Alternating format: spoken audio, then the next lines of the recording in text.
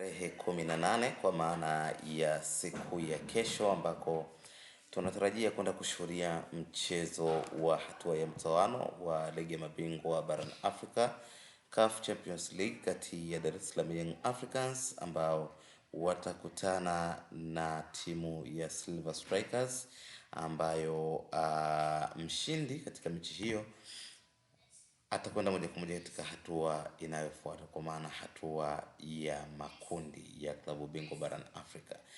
Sasa niko hapa kukugusia kwa uchache kuhusiana na klabu hiyo na namna gani klabu ya Yanga inatakiwa ifanye kazi ya ziada. Nakumbuka katika video ya mwisho niliwahi kukuambia kwamba Silver Strikers kwao wamecheza mechi kadhaa nyingi ambazo wamekuwa unbeaten. Kama tunakumbuka pia Young Africans kuna msimu ambao waliweza kuunganisha takriban mechi 47 bila ya kufungwa. Sasa na Silver Strikers wamefanya kitu kama hicho, japo hazikufika 47, lakini ni mechi nyingi ambazo wamecheza bila kufungwa. Lakini pia hata ukiangalia matokeo yao ya mechi kadhaa za mwisho ni mazuri sana.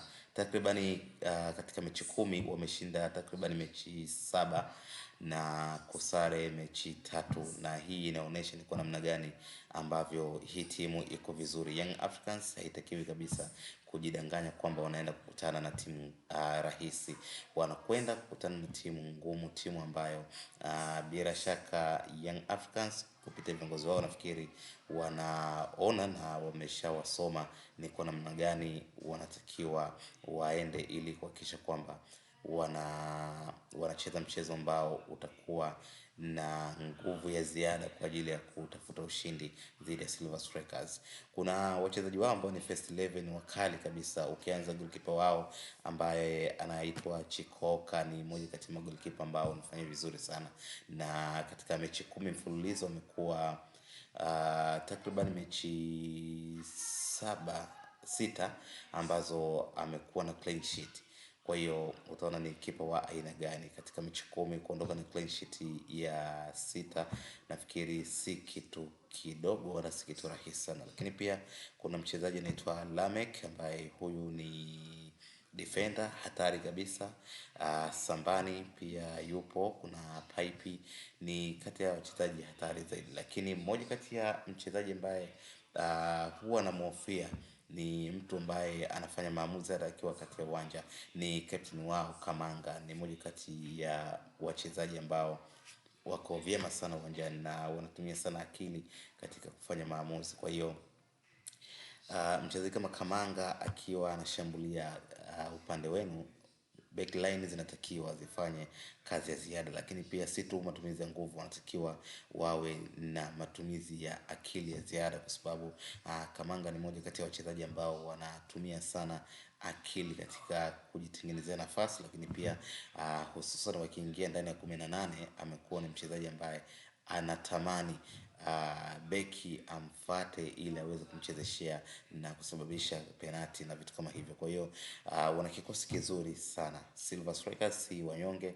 si wachezaji ambao ama si timu ambayo unahisi itakuwa tu ni timu ya kimtelemko.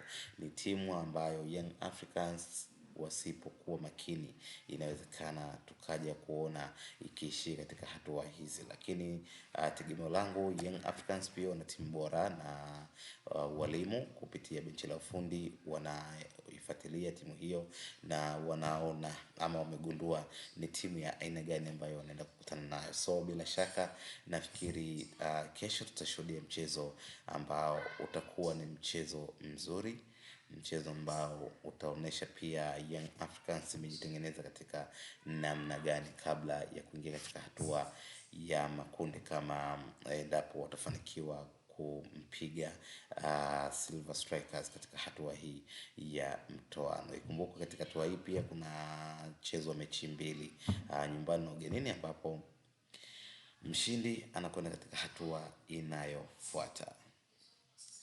Ni hayo tu kwa ufupi ambayo nataka nikujuze kuhusiana na timu ya Silver Strikers ambayo ni timu pinzani kwa Young Africans katika hatua hii ya mtoano. Una maoni gani kuhusiana na taarifa hii? Unahisi Young Africans watakuwa vyema sana kuweza kuwakabili Silver Strikers, ama pengine ngoma itazidi kuwa ngumu? Tuandikie maoni yako kwenye comment section.